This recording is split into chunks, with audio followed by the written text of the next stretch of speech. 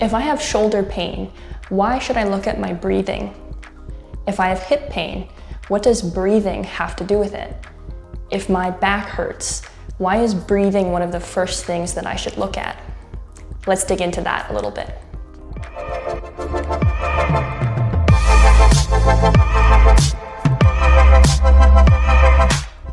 No matter whether you're injured, you have chronic pain, or you want to improve the way that your body moves and performs, breathing is the foundation that underlies it all.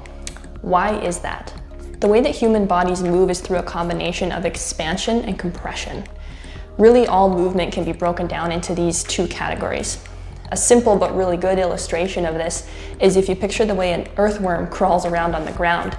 It literally inches along by compressing on one side of the body and expanding on the other, and then alternating this expansion and compression to allow it to take another step forward. A more complex example is the cheetah running at full speed. It's still really easy to visualize how the way they project themselves forward is to compress on one side of the body as they are expanding on the other side, and then to alternate that expansion and compression in order to keep moving forward. Our human movement works exactly the same way, as we are also living organisms just like earthworms and cheetahs are. So we're bound by these same biological and physics-based rules of movement. The most fundamental form of expansion and compression is breathing. Every time we take a breath in, our rib cage expands, and every time we take a breath out, our rib cage compresses. This expansion and compression cycle rhythmically changes the shape of the ribcage on an ongoing basis. As we saw with the cheetah, shape change is at the fundamental level the thing that drives our movement. At a postural level, the shape our torso takes on is basically determined by our breathing. This becomes even more apparent if we lose the ability to expand into certain areas of the ribcage. If I'm really good at expanding into certain areas, but not others, the shape of my body will actually change to reflect this. So let's say I can expand into the front side of my ribcage really well, but not on the back. I might take on sort of a barrel-chested look. Whereas if I expand into the back of my ribcage really well, and not so much on the front, I might take on a little bit more of a hunched appearance. Now, this is all cool stuff and all, but going back to shoulder pain, back pain, hip pain, etc., what does this expansion and compression ability have to do with those things?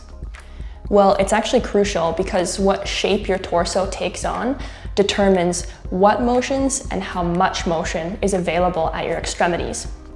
Getting into certain ranges of motion at the hips and shoulders requires us to have the ability to expand into certain parts of the ribcage and compress others. If we lose this ability, then we also lose the motion that corresponds with that ability.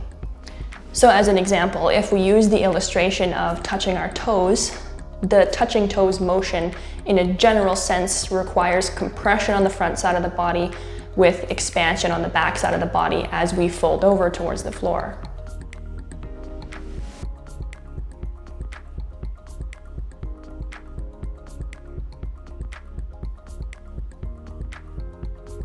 Let's just say that I'm that person that's really good at expanding into the front side of my body and has that barrel-chested look.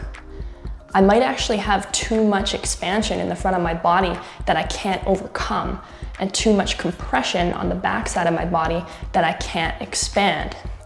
If this happens, I might actually lose the ability to touch my toes and lose the ability to express that particular range of motion in my hips. The takeaway here is the extremities are very much a slave to what's happening at the ribcage and torso. Therefore, even if we're having an issue at something like the hip or the shoulder, we should still look to breathing as the potential underlying cause of pain or injury that's just manifesting at those joints. And we should probably use breathing as our first line of defense against these issues, as well as using it as our first level of treatment when we're trying to restore them back to full health.